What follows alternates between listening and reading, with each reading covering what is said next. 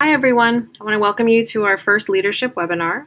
Across CIS, we have many shared career development goals, and the new Women in Clinical Immunology Sciences has joined forces with the Early Career Immunologist Group to develop programming for the broad CIS membership on some of these core issues. We specifically partnered with Shan and Monica from the ECI, and we want to thank them for all their help for making tonight possible. We've put together a wonderful panel of speakers today, including two past presidents of the Clinical Immunology Society, as well as the current president of the CIS. This is going to be an interactive webinar, and we will have a question and answer session after each speaker. So we really encourage the audience to submit questions through the webinar platform. And to start, Sarah Henriksen will be introducing our next two speakers.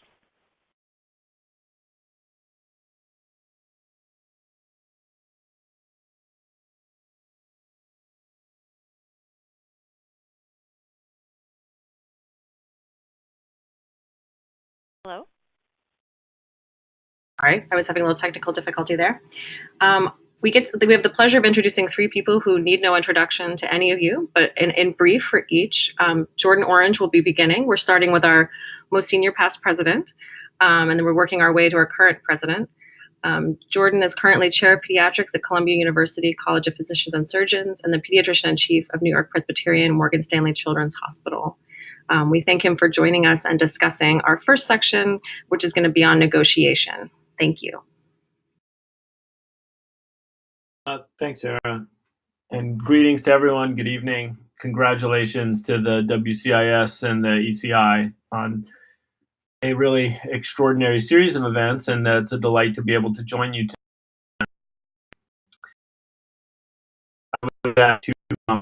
negotiation. And not quite sure really what that exactly means or entails, but most importantly, would be delighted by what's on your mind. I have one slide and one slide only, but I think it might have been divided into several slides. And the notion really is about some questions. And let me just advance.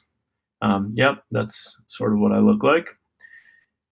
Yes, so this is divided onto, it's just a few questions. And it's divided onto, I guess, a few slides. And I'll just try to reflect on them a little bit and maybe be a little bit more provocative with regards to the concept. So with negotiation overall, I guess, the first question is, what are you negotiating? Are you negotiating for a job? Are you negotiating with your partner to be able to attend the CIS meeting? Are you negotiating for some kind of opportunity? And I think the critical question is really, what are you trying to negotiate for? Specifically, I think many people are probably thinking about negotiating for a position, negotiating professionally of one kind or another. But what is it specifically that you're looking for? I think that's really important. And before even considering any kind of negotiation, it really is important to have that understanding and have that understanding with yourself. And quite frankly, have that understanding with those close to you. Reality is that you may realize that what you originally had in mind is maybe not really what you're ultimately looking for, and during the process that could change. But I think a really important first question. And while you're asking that question, it's really important to be honest with yourself and to try and separate out all the other influences that may have guided you to desire a particular thing. Really, what is it that you want? What is it that your partner may want for you to have? And how is that different from, for example, what your parents may want, what your mentor may want, what your past mentor may want? And that's complicated, and it's difficult to navigate those influences. But I think to really spend some time reflecting to understand that. ultimately, what is your plan? And I think what it is you want should be context and part of a plan. It's important to spend some time, again, deeply reflecting and potentially drawing that out, trying to diagram, trying to understand, in whatever way makes most sense to you, what it is, again, you're looking for. I think that there's probably lots of things that we all might want, but it's important to reconcile those with what it is you might warrant. Um, and I think that in general, with regards to our professional lives, most of us tend to be pretty realistic about what it is we might want and what it is we might warrant. But how is it we ascertain what it is we might warrant? And I think that there are really important benchmarks to be aware of.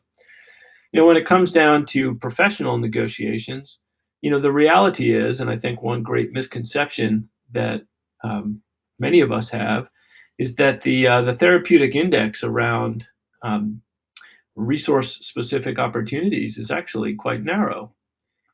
It really comes down to more about the particular fit, as opposed to particular degrees of resources, again, because I think there's a fairly narrow therapeutic index around those, driven by a variety of things, benchmarks. I'd say that there are best practices in what compensation should be for any particular role. These are benchmarked by organizations that report these broadly by region, by specialty, by experience. There are ranges within those, that are fairly transparent. It's important to be aware of those things. I mentioned the asterisk. It's important to understand when looking at those benchmarks, how is it that one may be somewhat from what is characterized within the benchmark. And say, for example, one often talks about resource packages to launch some kind of a program, or whether that be research or some kind of educational program or some kind of clinical program. And again, these things are, across academic institutions, there's a fairly narrow therapeutic index. What it is that you might be able to offer that presents some very different value that qualifies as an asterisk, it's important to be aware of that. And with those things in mind, important to gather that information. Who is it you aspire to be? And again, getting back to the first point, and is the negotiation you're engaging in going to represent the appropriate fit that is going to help you be who you want to be, and create the path for you to get there? Some other things, and again, this is now, I'm seeing it's probably going to be on 3 slides, and I'll stop talking. But in considering an opportunity and in considering a particular fit, what is going to be available to you? Firstly, is that going to really excite you? Most importantly, is it going to energize you? Is it going to allow you to be successful in the way that you aspire to be? But with what's available to you, what's the value of that? The value of potentially joining a big team versus starting something by yourself. And I think different people are energized by each of these. It leads to, what will you have to create, and what's the cost of that?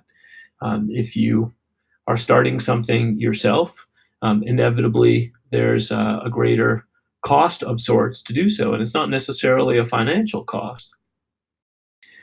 Similarly, what is the effort cost of having to create things?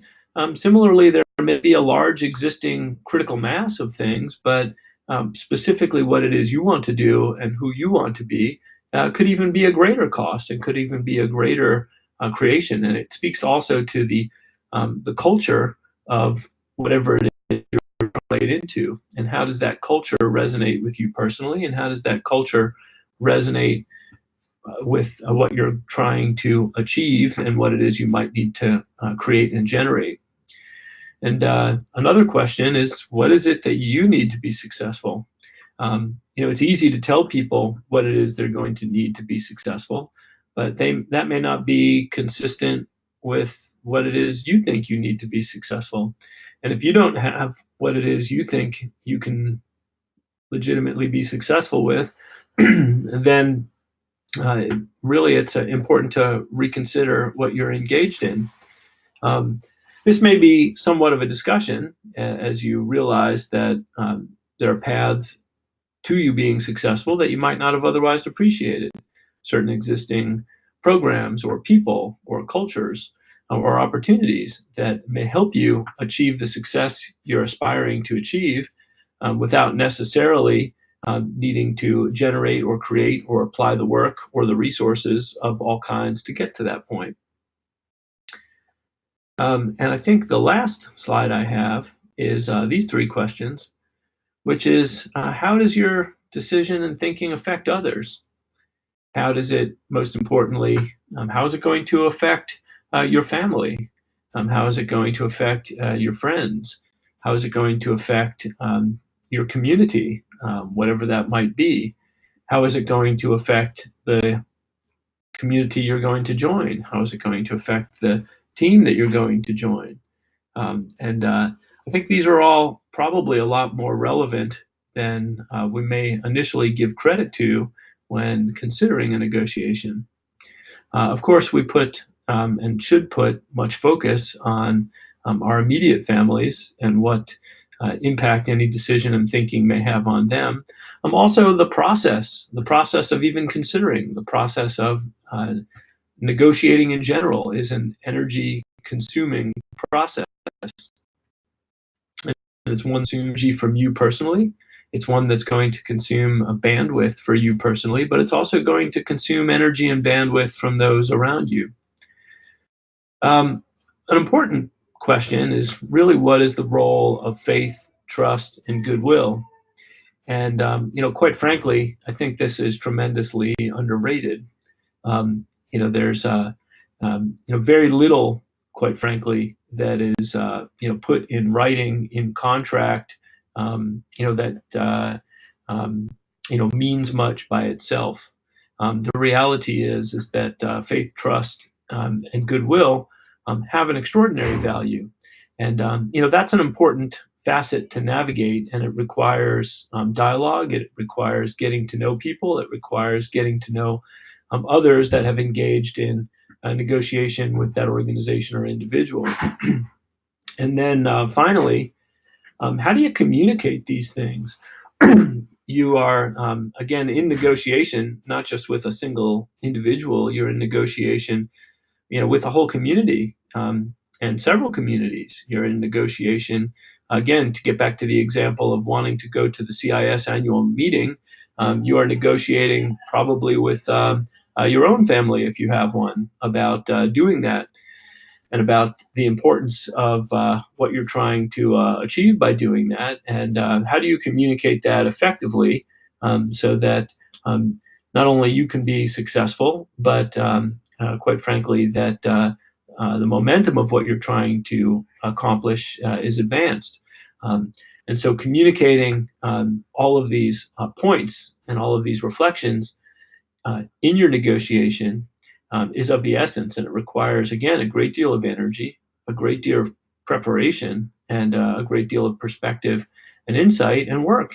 And again, I would encourage the reflection deeply on these questions and other questions as you get prepared to enter into a negotiation and as you go through it. And then, of course, to really be somewhat nimble as you learn in the negotiation about aspects that you didn't enter into, either about the organization, its culture, the communities, or quite frankly, even about yourself. So anyway, I will. That was my prepared comments. I'll just stop talking there and see if there were any questions, if I still have time for that.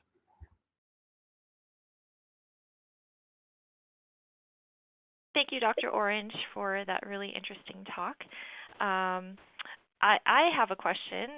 Would you be able to provide any examples of, I guess, how to practice negotiating? So I've heard that Kate Sullivan actually recommends calling the cable company. Well, I guess it all depends upon how much experience you want to gain in managing frustration. Um, but the reality is that practicing the negotiation is, of course, a key ingredient to being able to do it effectively. And I think that um, talking these topics through with peers, with friends, with family, with mentors. I think that these are very good practices. Um, I think that one of the things that one has to be cautious of is then inevitably people are kind of stimulated to give you advice of one kind or another. And I think that you have to realize that you're practicing your expression skills, you're practicing your reception and response skills. I'm not necessarily seeking advice on what it is you should be seeking as an individual, because remember, step one in all of this is, um, really, what it is that you want and who it is you aspire to be.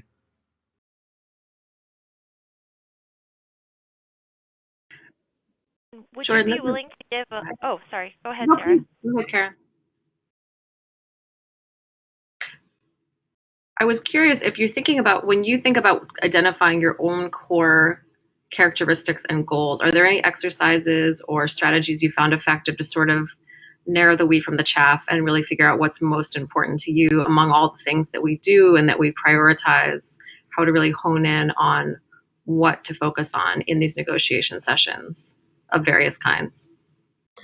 Yeah, there's books written on this topic, and again, I'm not so sure that I would be sort of a useful advisor. However, I think that what um, can be useful is to, we tend to look at our holistic selves, which is very useful and appropriate, especially because it filters out many other things. But I would say to really kind of break down as best as possible some of the core elements of what it is we do, and to really try and understand what it is that you tend to enjoy most, value most, and within that, what it is about them. So, I've heard people who say, I really love bench research. But really, what it is they love about bench research, perhaps, was the team that they were, going through group meetings with, and it wasn't necessarily some of the aspects of bench research itself.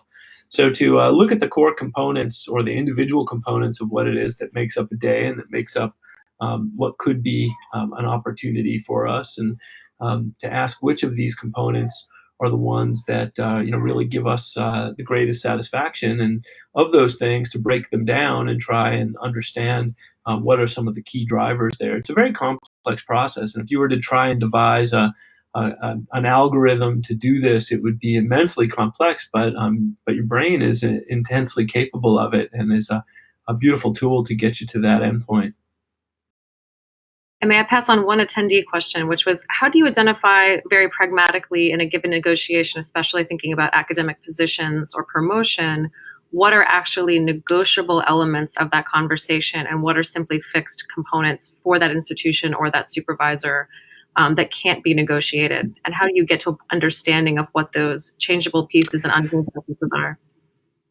Yeah, well, I mean, I think that that's really kind of knowing your culture and knowing your community. I think it's important to really try and um, understand what it is that an individual environment is uh,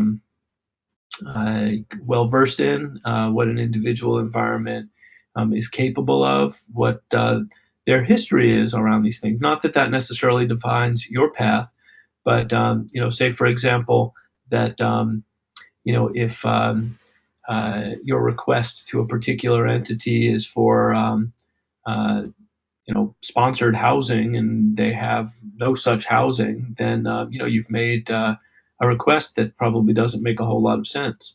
I think it's also important to know again, speaking to that question, really the national timeframes, benchmarks, ranges.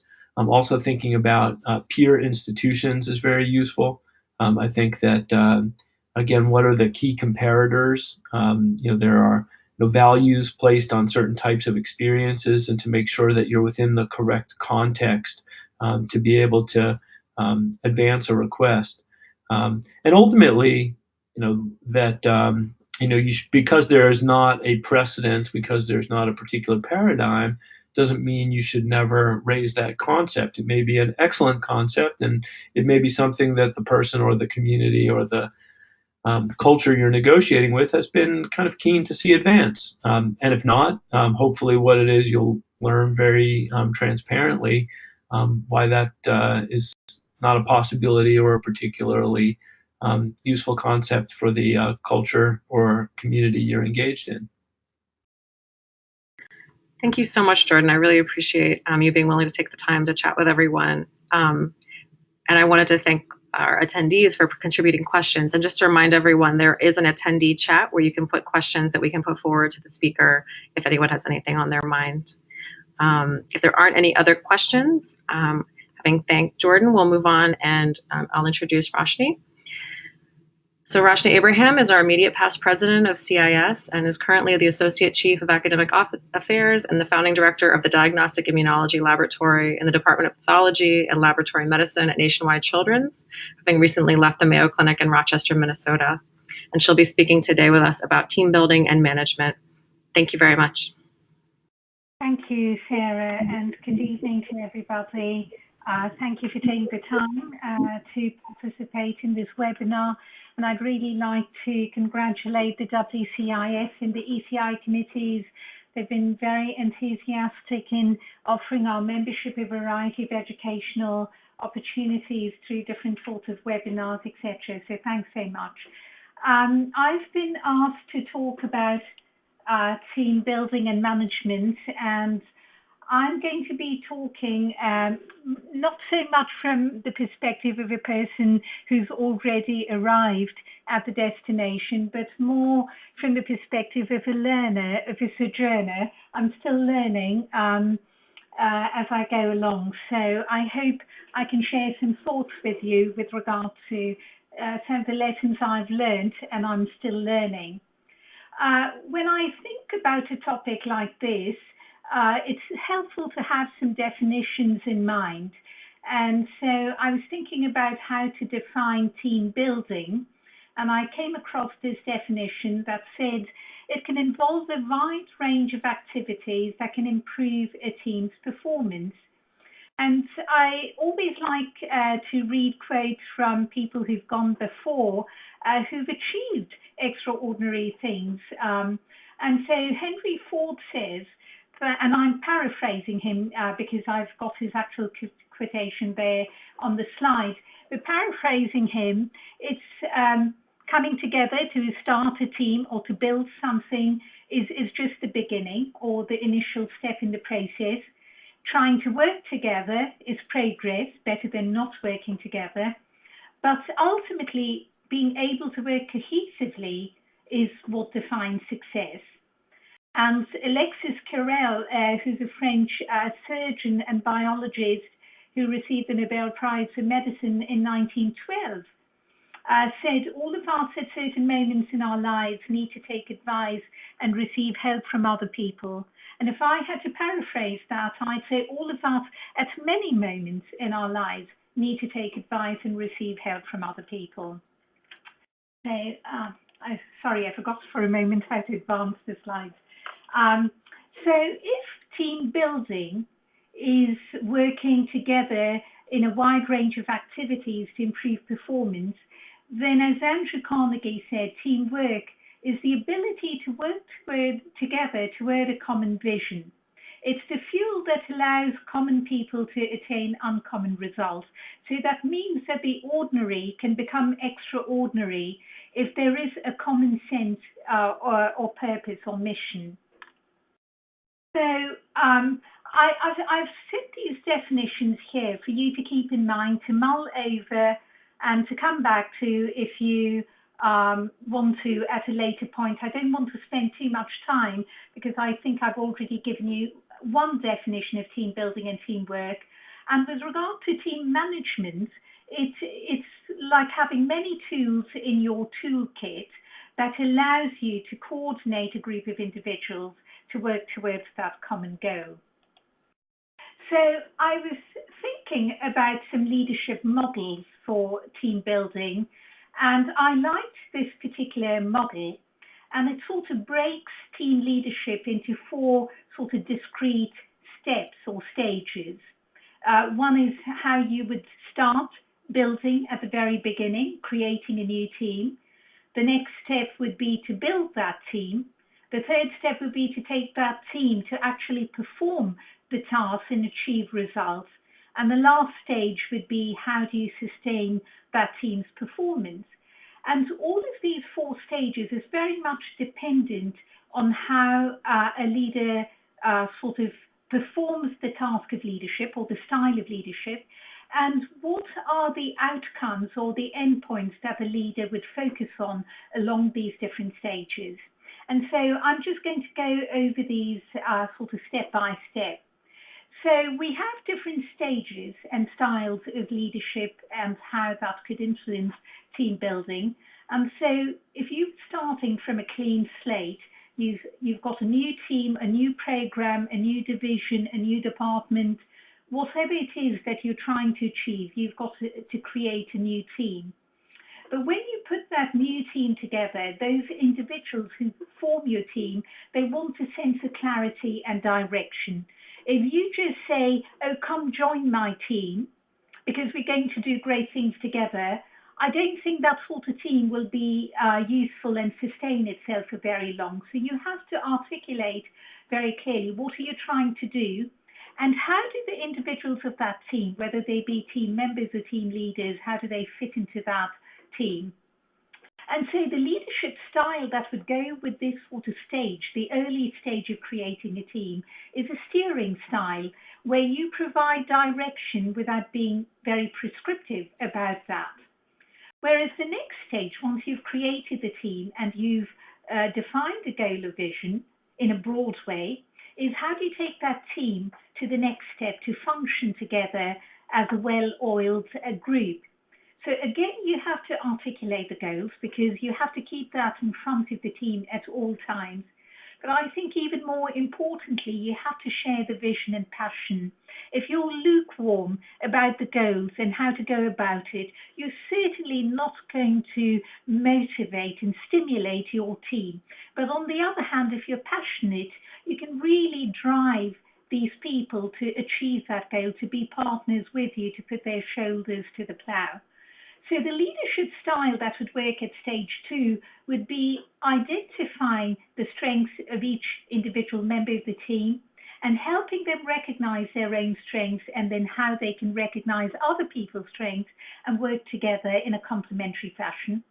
But a leader also has to, at this stage of developing the team, recognize if there are problems early and to facilitate resolution of any differences. In the third stage, you've created the team, you've stimulated them and articulated your goals very clearly, and now you need to make sure that the team is performing and achieving results. And again, that helps if the team has a clear understanding of the mission. And if you create an environment that allows the individual members of the team to work well together.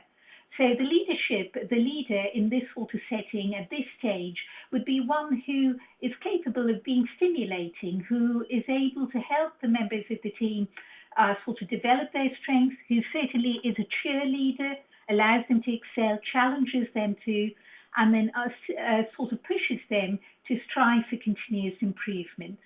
And then the last stage, so you've got performance, you've got results, but is that enough?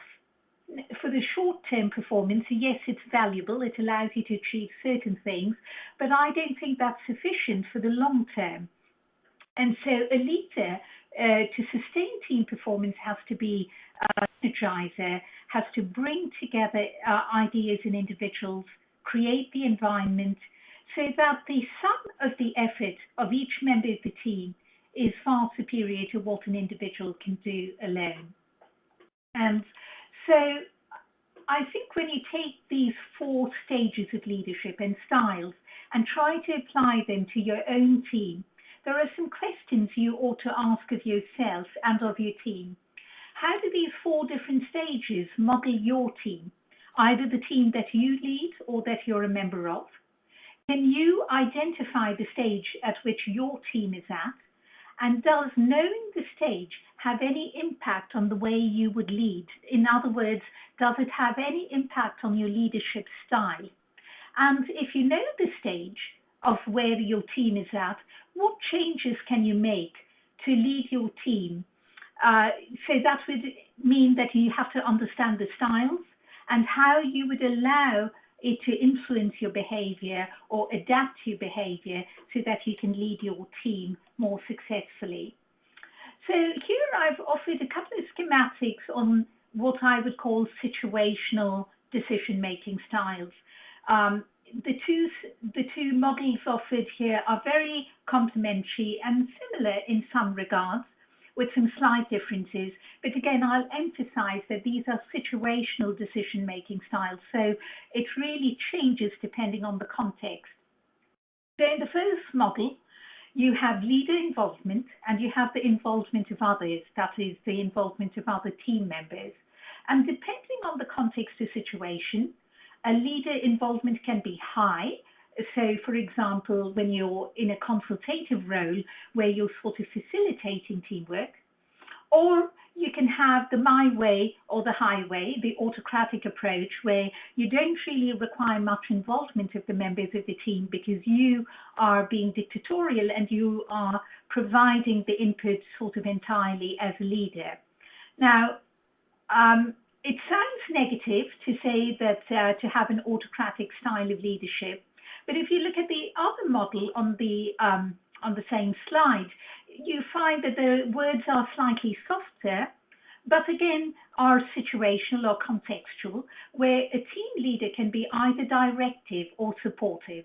So supporting your team or prominently directing your team, and that can change depending on the context of the situation. So in some cases, you take a back seat and support your team. In others, you coach the team, but you don't actually do the work for them.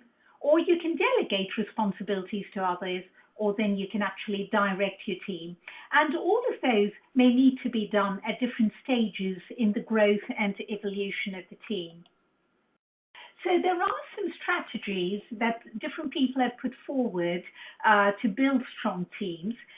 These are useful things to keep in mind if you're building a team, or if you already have an established team and you think you're not functioning that well, or even if you have a team where you think you're functioning perfectly, you might want to take a look and see are there areas for improvement. So here are some strategies to keep in mind. One is as you create a team, and you develop your team, is to look at the fit of the team members. So it's more than looking at paper, more than looking at a curriculum vitae, more than looking at training and education. It's how the individual can work together with other people on the team. Is that person a good fit? The other is recognizing the morale of the team, and that it's important to have a good morale, because if you've got a bunch of disgruntled, dissatisfied individuals on your team, you're likely not going to be successful, particularly in the long term. So one, again, is the role of the leader to recognize when a job is well done, provide encouragement and recognition, and also sometimes calm people who are tightly wound. You know, if somebody is an individual in the team or the team itself is stressed or so on, the team leader can really change course by providing some calm when stress is high. Variety in a team. So, you know, we've all heard about diversity in the sociological setting, but even within a team, variety provides stimulation. It allows different people with different talents to come together. Individuals can learn new skills. There are opportunities for growth, and one can expand one's own natural strengths if one's given the opportunity to know what they are.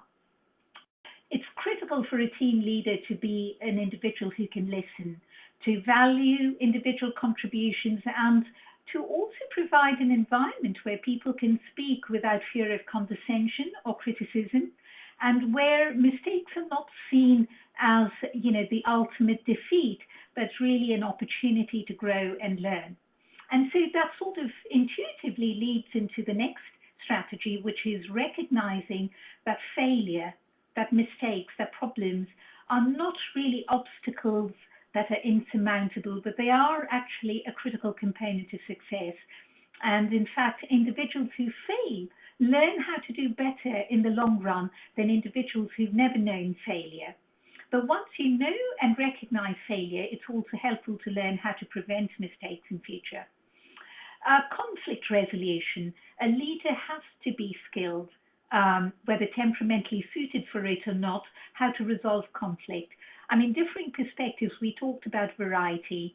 That certainly is valuable, but you also have to recognize when conflict or different personalities or different issues can impede the cohesiveness of a team. And I think it's absolutely critical to create the right environment for creativity and innovation and the opportunity to discuss. If you are a leader who cannot encourage discussion or who stifles feedback, then you're not going to have an environment for creativity or innovation. The other thing is to recognize your team individuals, to recognize the skills that they bring, to recognize if they're square pegs in a round hole or round pegs in a round hole, and to place them in that right role. And the last in this strategy is recognizing that it's important to know your team members, not just what sort of book knowledge they have or what sort of skills they might have to achieve the project, but knowing them as individuals, valuing them as people, and building empathy and trust. Because in that sort of a setting, a team who trusts their leader, who respects their leader, who trusts and respects each other, will be a far stronger team than one that does not. And so then, if there are strategies to build a team effectively, then there are certain mistakes that one would want to avoid. And there are about 20 mistakes that I have listed here in these few slides. But in the interest of time, and to sort of going over each one of them, I'll just say that mistakes of team building can be sort of broadly classified into three categories. One is the leader's personality or style of leadership. And so if you look at all these different mistakes that I've got on the next three slides, you'll see that some of it is directly related to the style of leadership, how a leader manages his or her team. The second category would be the effectiveness of leadership. So how effective is a leader in articulating the goal or mission? How effective is the leader in providing resources? How effective is the leader in creating the right environment? And the last category would be the adaptability of a leader. If a leader does not know how to learn from mistakes and to change their leadership styles based on the situation and the context, if you have an inflexible leader, then it becomes very hard to maintain and sustain a team over the long haul. So again, I'm not going over each of these individually. They're certainly available to you on the website to pore over at your leisure. But I think if you keep those three categories, the style of leadership, the effectiveness of leadership, and the adaptability of the leader, then there are mistakes that you could avoid in team building. And so then if you follow these strategies, not that they are instant recipes for success, because, we all make mistakes and we learn from them. But if you can implement those strategies successfully, and if you can avoid those pitfalls of leadership, then what you have is a team that's shown on the right-hand side, a team that works together, that trusts each other, that has a clear sense of its goal and mission and purpose, and keeps at it. Whereas on the other hand, if you've got a chaotic, discombobulated team, then what you have is chaos, and you certainly will not reach the goal, whatever that might be. And I really liked these two cartoons with regard to the difference between a boss and a leader. A boss is an individual who takes advantage of the situation, of people working for them, around them, cares little for the individuals in their team, and usually just tries to achieve their own goals.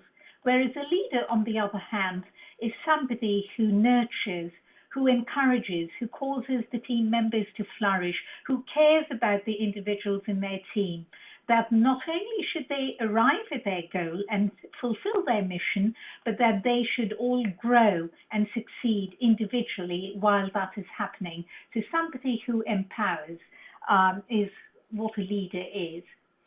And to close, I just want to offer you some of these quotes as I've been thinking about leadership and team building, and as I moved from one institution to another and sort of had to create a new team in my new institution. Some of these quotes really resonated with me. You know, you're rarely going to find a team of people who think exactly like you, behave exactly like you, unless you clone yourself and create a team. But the real leader is not the one who searches to find consensus by finding like-minded individuals, but rather is one who can mold consensus among individuals of different personalities and different thought processes. The other is that the secret to success is good leadership, but good leadership is about making the lives of your team members better. So all the things we talked about, rapport, empathy, empowerment, encouragement, and if you have a good team, then it's very likely you're going to achieve your goal than if you had a dysfunctional team. And finally, true leaders always practice the 3 R's: respect for self, respect for others, and responsibility for all their actions. So that sort of gets back to the adaptability and the flexibility of leadership.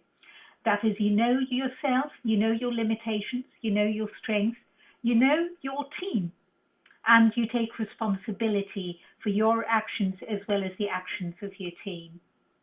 So I'll stop there and answer any questions if there are any. Thank you.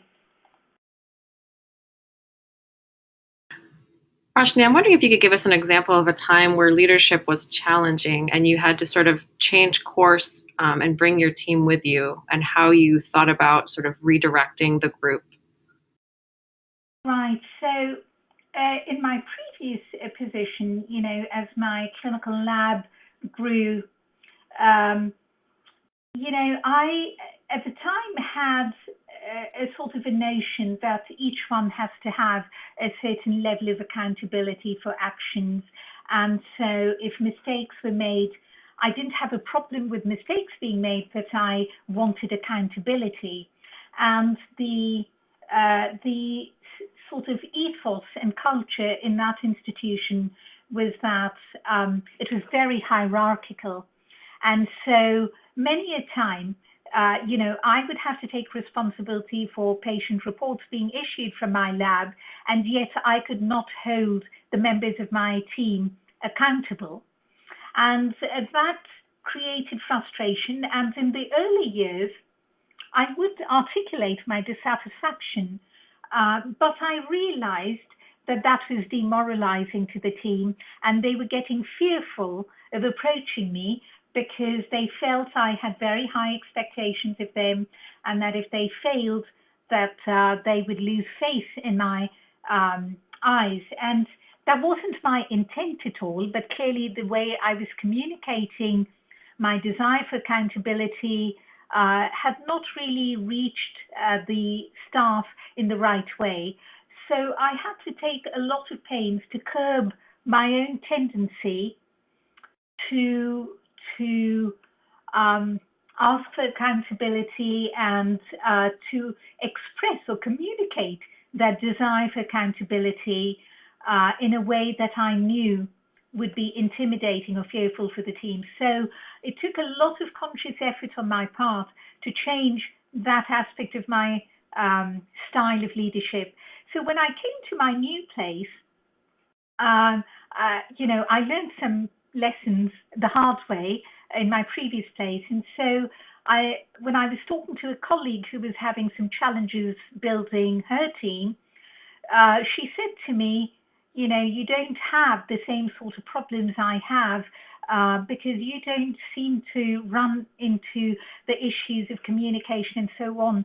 And I thought inwardly to myself, if only she knew, if only she had seen me previously and that I had learned by trial and error that there were certain things that worked with team. And one of that was I had to create an environment where my team was not fearful of me or did not think that my expectations were so surpassing that they were unable to achieve it.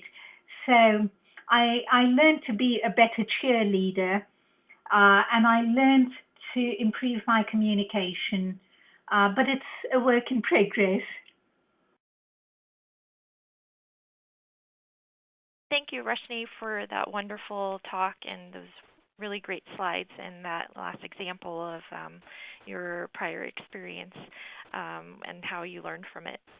And so we'll move on to our third and final speaker for this leadership webinar, which is Dr. Troy Torgerson, who really needs no introduction, but he is the current president of the Clinical Immunology Society. He's also an associate professor of pediatric immunology and rheumatology at the University of Washington. He is the director of the Immunology Diagnostic Lab at Seattle Children's Research Institute and the co-director of the Non-Malignant Transplant Program at Seattle Children's. And with all of these responsibilities, he is supremely qualified to discuss the topic of time management. Thanks very much, Troy, for speaking. Thanks for inviting me, and it's really a pleasure to be on, and congratulations on this really great sort of first leadership webinar. It's been great. I've learned a lot already. So I too am going to share some things. Over the years, I'm trying to get myself sort of more efficient and learn how to use my time better. It's turned out to be kind of a hobby to sort of read a number of things and look at people who have managed this and maybe glean some ideas from different areas. And so I wanted to share some of the thoughts I had, the things I've learned, be helpful for. I've titled it Lessons I'm Still Trying to Learn Myself. So that's kind of how it is. So the things I'm going to talk about is overall purpose. And as I talk about this, you'll see there's a theme actually that goes across the things that I'll talk about and actually what Jordan talked about and Roshini as well. We'll talk about one thing, a daily one thing. We'll talk about monotasking, brain dumping, email, meetings, and protecting yourself from time sucks. And then we'll talk about daily and weekly reviews and then some last comments about productivity tools. There's essentially one slide for each of these, or a couple of slides for some. We'll get through these. All right, so really talking about your purpose, and Jordan addressed this, and it's so important because, and this actually feeds into time management because it's a matter of really trying to decide what do you want out of life. And I think in order to most effectively manage your time, you need a clear understanding of what your overarching purposes are, and they're going to be different from individual to individual. I'm reminded of this quote from Alice in Wonderland. One day Alice came to a fork in the road and saw a Cheshire cat in a tree. Which road do I take? She asked. Where do you want to go? Was his response. Well, I don't know, Alice answered. Then said the cat, it doesn't matter. And if you don't sort of make some purposeful decisions in your career, then it doesn't really matter where you go, and you'll sort of wind up wherever things take you. As we go through this, I'll sort of cite a few of the places where I've gleaned these from. This is actually a graduation, a commencement address given by a guy who's really a cool guy by the name Clayton Christensen. He's a Harvard Business School professor. He's written a number of things. His most famous book is called The Innovator's Dilemma. It's a famous sort of business management book and was on the top of the business management sales list for quite a while. In this commencement address, he'd been diagnosed with cancer not long before this, and it had given him a chance to sort of reflect a little bit, and he reflects during this commencement address on his classmates that he had graduated with and on a recent class reunion. And based on that, he wrote this commencement address, and he said, really, there's three questions that everybody needs to ask themselves about how they will measure their life. Number one, how can I be sure that I will be successful and happy in my career? In other words, what do you want to accomplish? What do I want to contribute during my career, and what will my legacy be? Number two, how can I be sure that my relationships with my spouse, my children, come in endorsements? And then number three, how can I live a life of integrity and stay out of jail? And actually, that had come because at this class reunion, there were classmates that had finished from Harvard Business School with him who had wound up in jail because of choices that they had made in their careers. And so he really highlights, what good can I do in the world is really the question, where that question is pointing. And he then later in this commencement address said, you can talk all you want about having a strategy for your life, but ultimately this means nothing if you don't align that talk with where you actually expend your time, money, and energy. In other words, to understand someone's strategy, look at what they actually do rather than what they say they will do. And so these are his recommendations. And I think for me, these were the most poignant things from his talk. I also would refer you to this book, which I think is fabulous, by a guy by the name of Greg McEwen. He's written a book called Essentialism.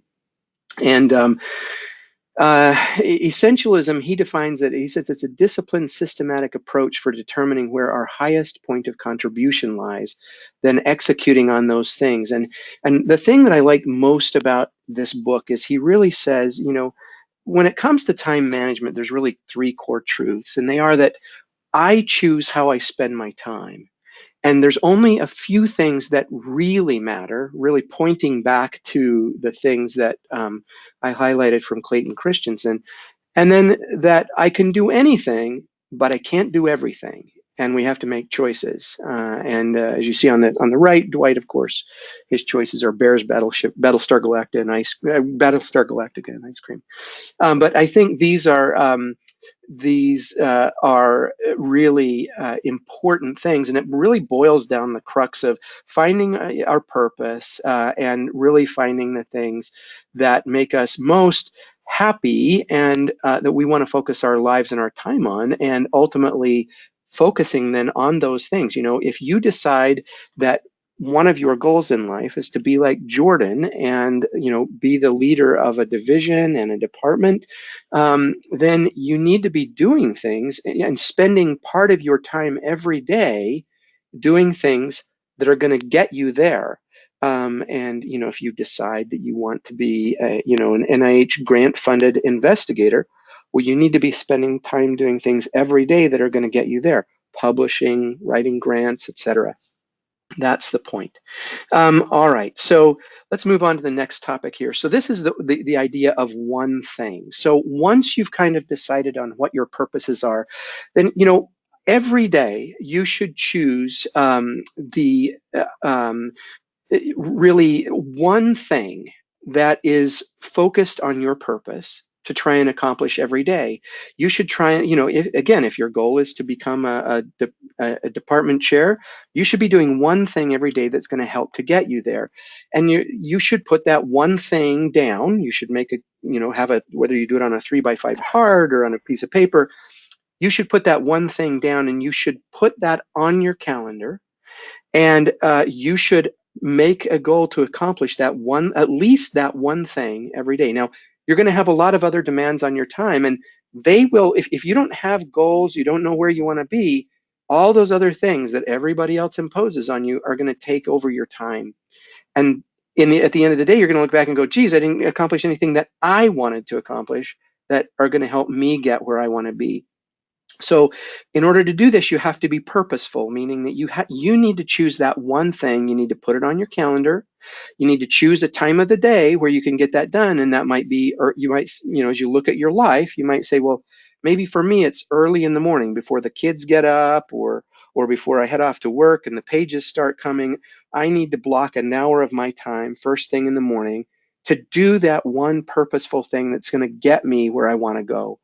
And what that means is you need to find a place to focus to do that one thing. And so if that's in your office, put a sign on the door that says, I'm busy, don't bug me. I had a mentor who had a sign that he printed out a sign of a bug, and he said, don't bug me, I'm focusing. And then when he was done, he'd take that off his door, and we knew to not knock on his door when that was up. I like noise canceling headphones, actually, because if I'm in my office, I really need to focus. It's noisy, the walls are fairly thin. I put on my noise canceling headphones, a little bit of opera, and I'm off to the races. And I like big ones that people can see. So if they happen to pop in, sort of headphones on, and they have to really decide whether to interrupt me. Get rid of distractions. Close your email, silence the notifications, put them to the side so that you can have 60 to 90 minutes of focus time to focus on your one thing, ideally every day. And then I like to sort of gamify this a little bit. I like to use a timer, and my favorite timer is these timers called time timers, and there's a picture of that over to the right. And these are timers where you dial them up and you can see the countdown time as it goes. These work great. They also work great for kids. If you've got kids and you're sort of saying, let's clean up your room, and they can sort of see the time ticking down. And I'll say, I'm going to do a 30-minute sprint, and I'm going to try and draft this, page of a grant in this 30 minutes. And I set that, and I try and get that done in 30 minutes. It's kind of a challenge, and it makes it kind of a little more fun than it might be otherwise. So find a place to focus and do it. The other thing I would suggest is monotasking. This idea of multitasking, it's completely bogus. There is now really deep data from neurobiology and neurocognitive testing that we really do not multitask. That in fact, what we do is we task switch.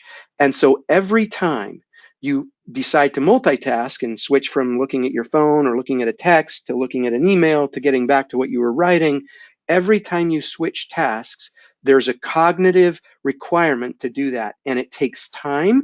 And there's actually studies. This is a quote from Clifford Ness, who's a professor of communications at Stanford University.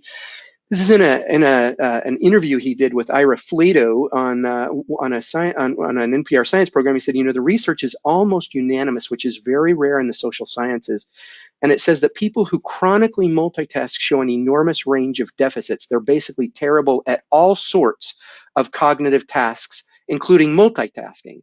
And so monotasking, really getting rid of those distractions, focusing, allows deep, focused work to be done and to be done more efficiently. This is where I would reference you to another book called Deep Work by a guy by the name of Cal Newport, who's a professor actually of computation and computer science at Georgetown University.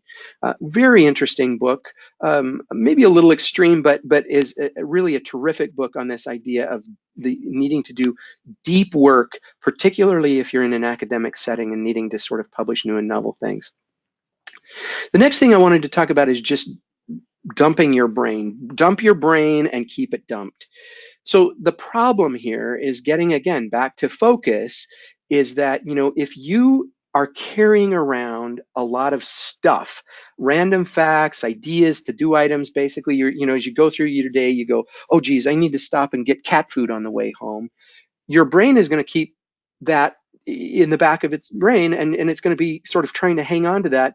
Oh, I got to stop and get cat food. I got to stop and get cat food, while you're trying to write, or while you're trying to maybe focus on seeing a patient and think deeply about a patient and what problems they might have. And so really the recommendation, and this recommendation is really from a guy by the name of David Allen, who's written a book called Getting Things Done. And it's actually spawned a whole idea around time management, or the GTD approach. It's the idea of a brain dump. Basically, make some lists, and you can make those lists on paper. Some people keep these in notebooks. Some people put these lists on a list making app in your computer. But these lists include to-do items, urgent things I need to do, things to do sometime, papers to write, papers to read, topics to research, interesting patients that I'd like to follow up on, but I don't want to have to necessarily carry that patient's name around in my brain until I get back to it. Ideas I don't know what to do with. Now I've had them though. I want to get them. I want to get them down someplace. Books to read, vacations to take, restaurants to try. Why carry those things around in your brain? Write them down, and then you can forget about them. But you can go back to those and review them and see those, so you don't have to carry them in your brain. And then checklists for things that you do repeatedly. So if you travel, have a list, for a packing list for as you travel. You just pull it out, go through that packing list, then you don't forget stuff, and you don't have to try and remember that stuff. You just have a place you go to do it. So there's so on David Allen's website, you can just Google David Allen's list of cool, convenient lists of these lists. And keep them somewhere where you can access them. I like to keep them on a list making app on the computer. There's a bunch of those. It's in Dropbox. I can access it from any of my devices, and it's really nice to be there. All right, so those are about brain dumping. This is really important because if, again, carrying stuff around in your brain decreases your ability to focus on the important things. And so I'd recommend brain dumping. It's important. And then email. It's a blessing and a curse. Again, I'm not the best in the world at email, but I think, there's a few points I would make. Most people who study sort of getting things done really recommend that you try and chunk your email in 2 to 3 blocks per day. One of the first things you do not wake up in the morning and do email first. Wake up in the morning and do that item on your list that you really want to get done that focuses on your goals and your purposes in life, and then get to your emails. Check emails mid-morning, maybe chunk those in a block of 30 minutes or an hour mid-morning, and another block in the afternoon, and then maybe a block at night to just polish things off. And as you process those, things that require quick replies, shoot those off. Things that need more thought or maybe need a project, put those on your calendar for later and do them. There's a great Harvard Business Review article on also better email etiquette. So, I'm certainly guilty of it, and we all sort of get emails from people that are terrible. It's not clear what they want. They ramble around, and there's this great article on good email etiquette called "How to Write Email with Military Precision." I've put the link there, and it really, I think, gets to the point of how you can be better at structuring your emails, and in turn teach your colleagues and team members how to do that in a way that you don't have to waste so much time on an email. And I would recommend looking at that. Let me get to meetings. So meetings serve their purpose, but I don't love meetings. And I guess my philosophy is meetings is sort of shown by this cartoon to the left. Are you lonely? Tired of working on your own? Do you hate making decisions? Hold a meeting. You can see people, show charts, feel important, point with a stick, eat donuts, impress your colleagues, all on company time. Meetings, the practical alternative to work. And so this can really be what our meetings can turn into if you do not do them again with purpose. And so make sure every meeting you attend has a purpose, it has an agenda, it has a time limit, and don't schedule 60 minutes. Not every meeting needs to be 60 minutes. If the agenda of a meeting is just to get a few things done, schedule that for 15 minutes or 30 minutes at the most. Get it in, get it done, and move on. I think one of the tools I think that people have used certainly in the military for holding efficient meetings is holding meetings standing up. Take the chairs out of the room, hold meetings standing up, and it's amazing how much more efficient meetings can be. And I've gotten, as I've gotten older, I've gotten a little bit more mercenary about meetings. So I don't just accept any old meeting that people send. If there's not in the meeting request, if there is not a purpose and an agenda included about why are we holding this meeting? Why are you asking for 60 minutes of my time? I ask them to clarify that before I will accept that meeting, because you just cannot afford to waste your time in crappy meetings. It's, there's no reason to do that. And then critically evaluate and control time sucks. You know, the problem here, so what I'm talking about here is things like Facebook, Twitter, Instagram, Pinterest, etc. So the problem is that it takes very little effort to get in and a lot of effort to get back out of these when you're, especially when you're tired.